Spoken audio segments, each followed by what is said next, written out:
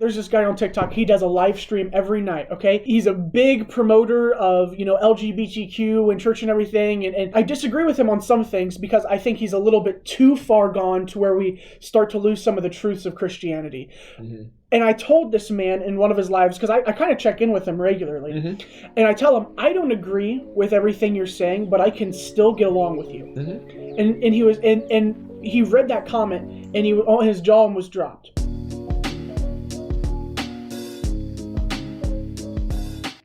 Hi, I'm Parker Miley. And I'm Tim Benjamin. And this is the Rage Podcast, where today we are going to look at a saying I heard while watching... Yeah, definitely not wise. ...the most atrocious football game I've ever seen in my life. Where was the defense? But we're not getting into that. Yes. Anyways, I was watching the Ohio State-Michigan game, all right? I live in Ohio, and I'm not insane, so obviously I was cheering for Ohio State. And... Anyways, I was watching the game, and they do all these hype videos throughout the game, and during commercials they put on little hype videos to kind of show the rivalry and everything and the years of history. A man actually died because of this rivalry, all right? But anyways, I was watching the commercials, and it says a love so deep that it breeds hate. That little saying just kind of stuck in my brain a little bit, and I was like, you know what? It's true. Doesn't mean that it is a good statement to go by.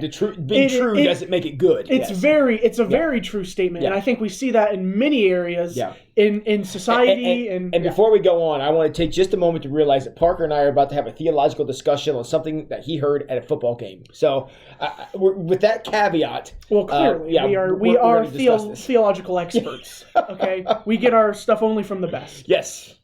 Actually, no, because Saturday was not the best. Yeah, not the best at all, actually. Yeah. But anyways, I was listening to that, and the first thing that pops in my head, and I think Tim might be able to do this as well, ever since I got involved in ministry, and, I am talking to people, and I'm teaching classes, and I'm giving sermons and everything, I constantly will hear things, and I'll automatically go right to my church brain. I was like, how can I work that into a sermon? How can I find a way to use that analogy? Just understand, when you get as old as me, you don't have any other brain but church brain. That's why you think there's going to be a train at every event we have.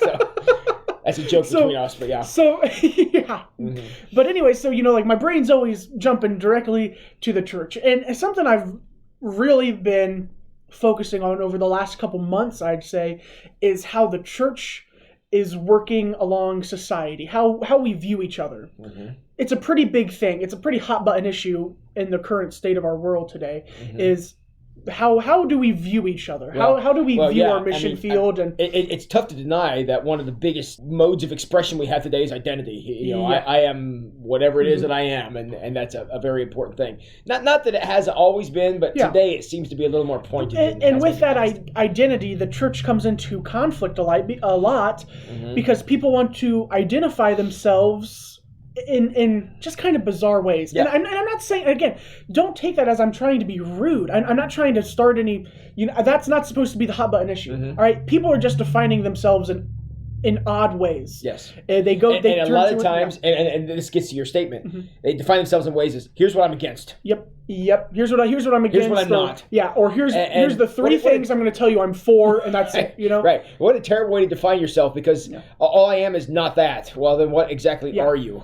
We can get into some political talk here if you want, but it's an interesting thing where it's just, I'm just not that. But no, all right, here's where you can get into political talk, but simple political mm-hmm. talk. Yes. When you have a candidate running for office, mm-hmm. they put their three things that they're pro, mm-hmm. three things that they're against, and that's all you'll ever figure out about them. At least by what they're going to tell you on their campaign speeches and what they're going to tell you. And a campaign is destined for mm-hmm. at least not greatness, if not failure.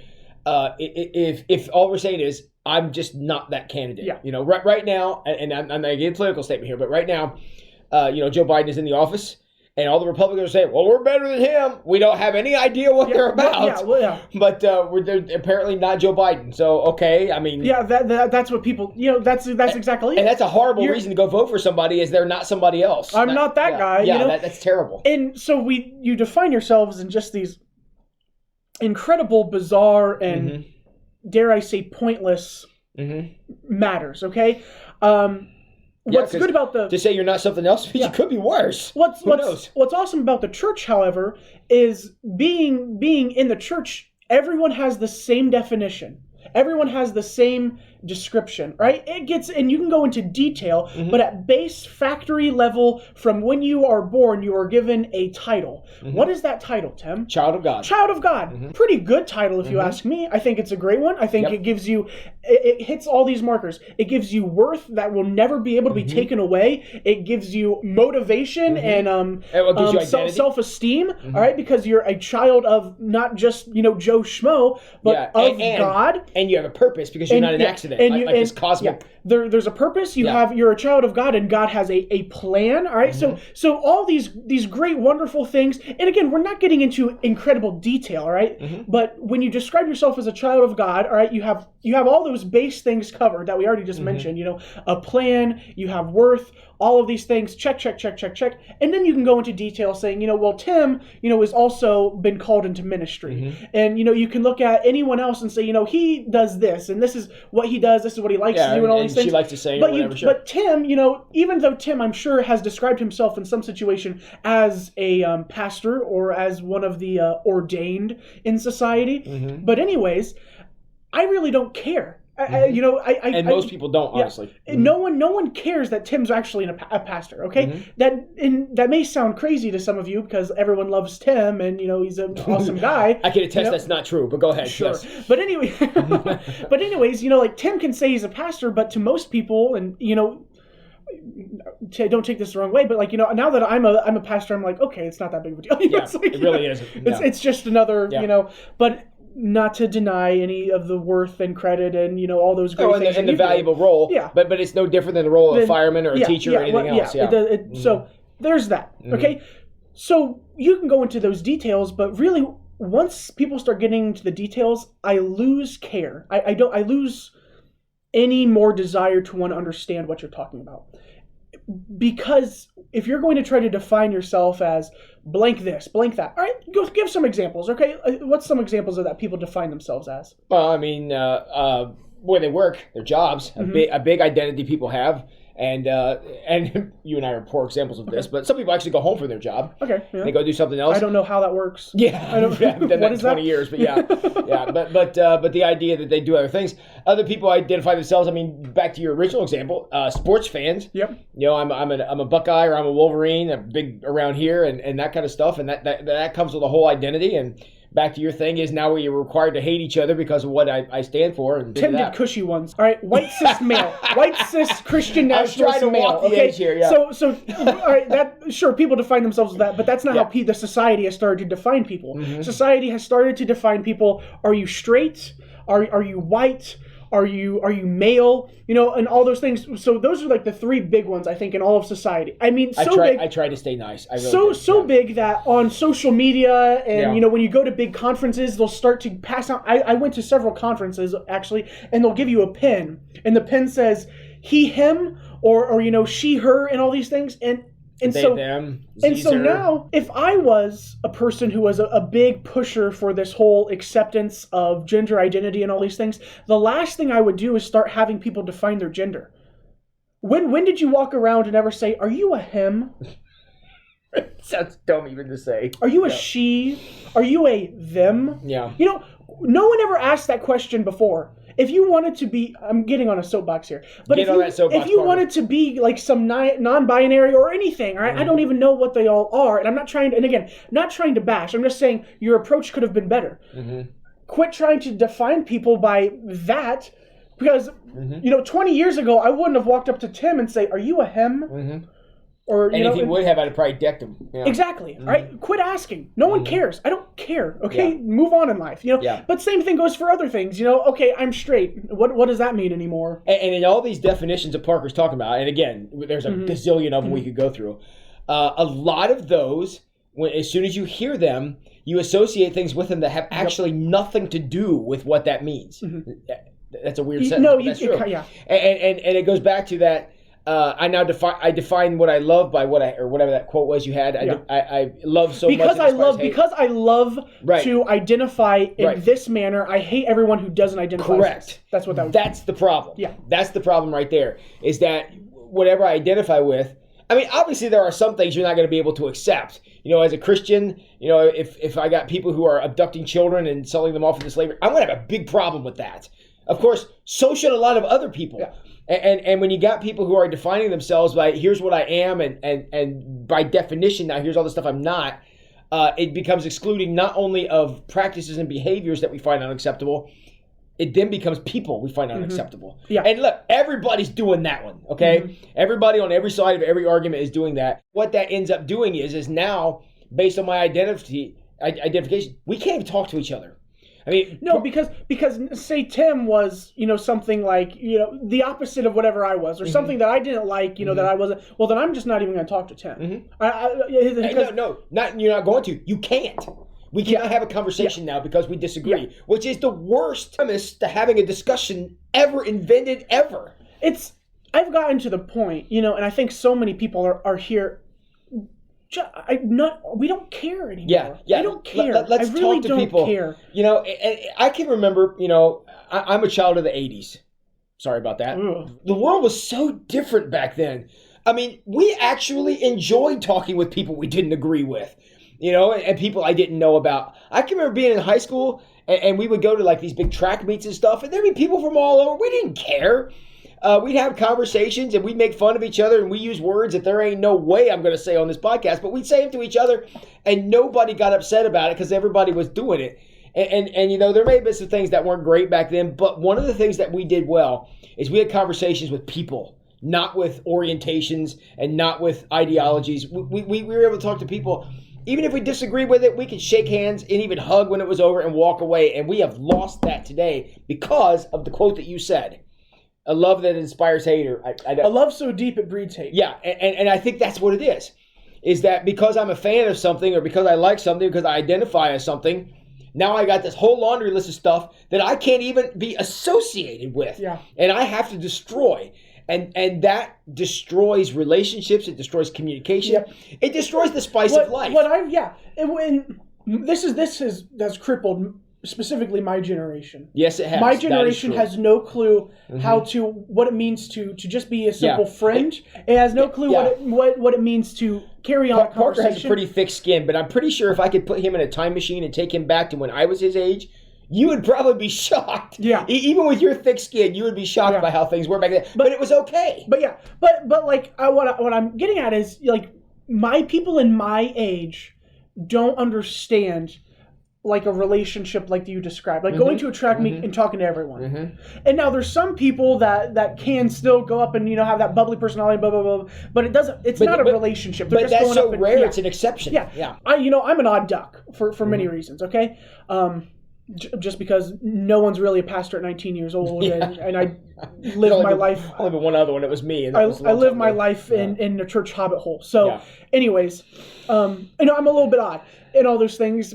And as a result of that, it makes it hard because I'm very unapproachable to people my age. Yeah, and see, the strange thing about that is you say it's odd. See, when I was your age, it was unique. Not exactly the same thing. What I see all the time, I'm a very unapproachable person because people will see, oh my, he's this. But that's because of your identification. You get labeled with all these other things that you may or may not even be. People are identifying me as a pastor, and in society's eyes, a pastor anymore is certainly not a positive thing. Not a positive thing. Or there's people that hold you to such a high standard they think you're unapproachable, Yeah, which is also not good. Which is also not good. And so as a result of that, no one tries to actually get to know me. They're just like, oh, be warned of that guy. And that's one of the reasons why, I mean, what you referenced earlier is why I never would do this anyways, but it's just on people using titles. I know one couple that the wife actually refers to her husband as Pastor so-and-so. That's creepy. Yeah, I would never, ever allow that under any circumstances. But I don't, I mean, little kids calling by my first name. I prefer that because of the baggage that comes with the title. And it's not good. If it was like respect and that kind of stuff, maybe I would. I don't know. But it doesn't come across that way. And just full disclosure, I only use the title when I want something. So you should understand that. But yeah. Yeah, like tax invasion.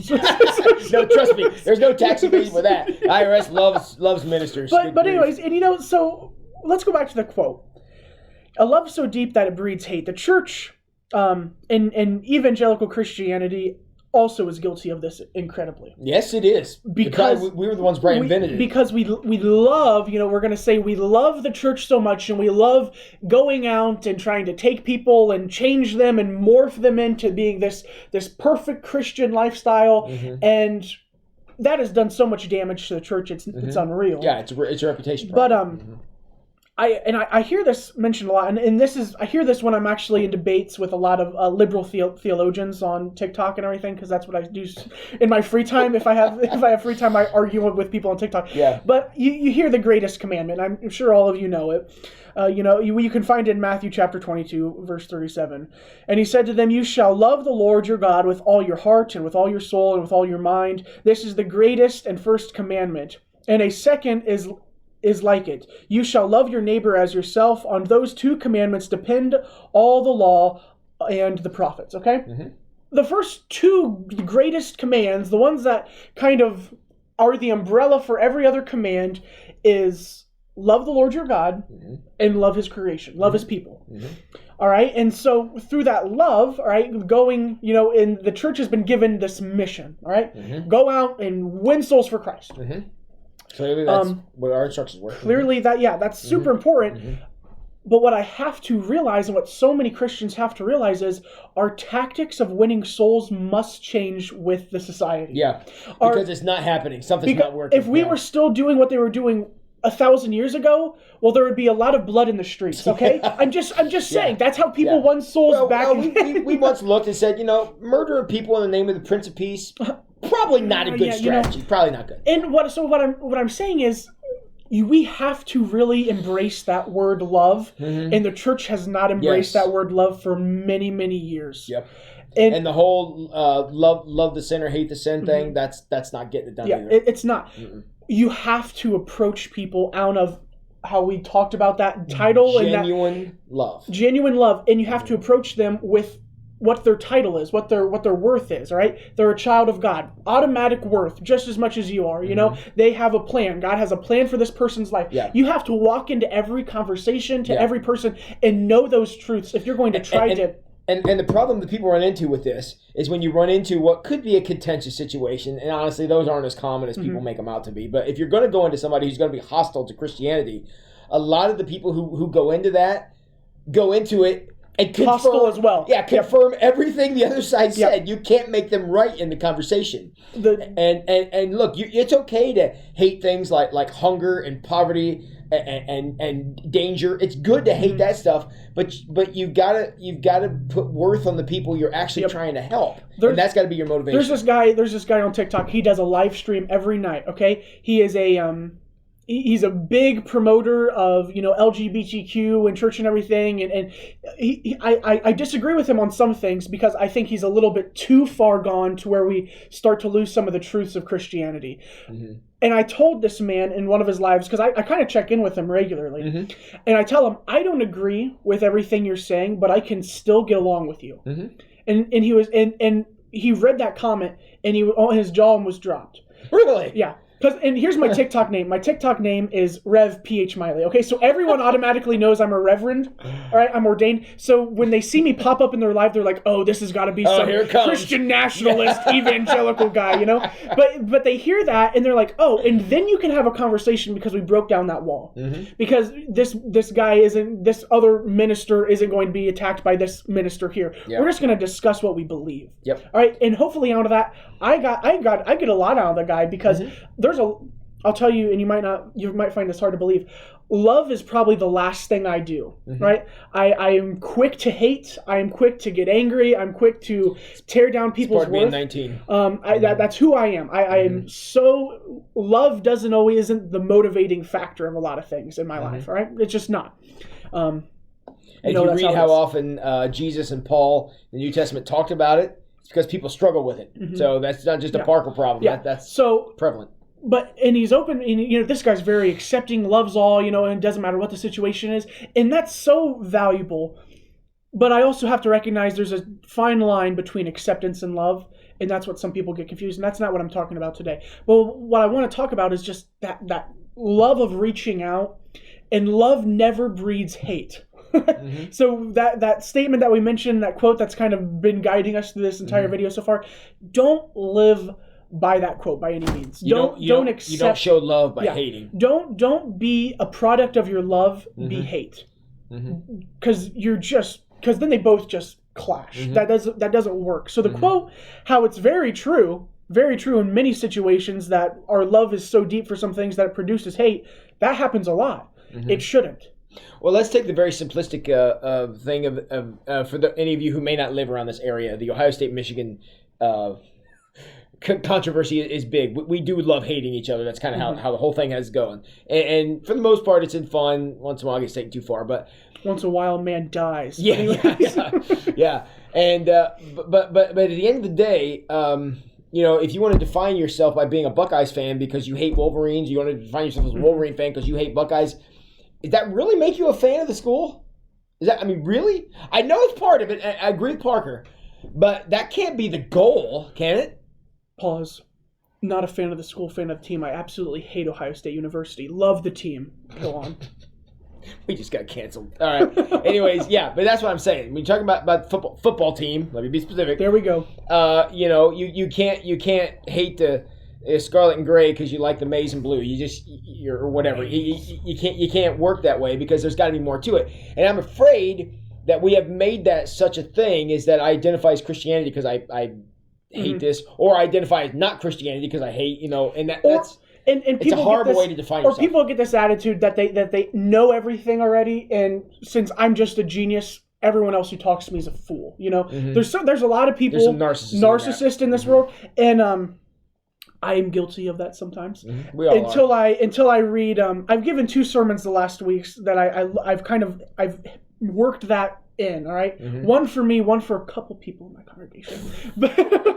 We hope we're not watching. Yes. Yeah, don't watch. You don't know who you are. Yeah. I play my cards right. Yeah. But anyways, 1 Corinthians, I'm going to read this again. 1 Corinthians chapter 13, verse 12. A saying so many people in the church use but don't take to heart. Here's what it says. For now we see in a mirror dimly, but then face to face. Now I know in part, then I shall have fully known, even as if I have been fully known. All right, what does that mean? What was that word garbage that I just threw out of my mouth? It's a nice word salad, yeah. For now we see in a mirror dimly. We have no clue what's all going on around us. I have no clue what Tim's even thinking of right now. I'm incapable of doing that. I have no clue what God is using Tim for, and what God's doing in this church, in this community, and all these things.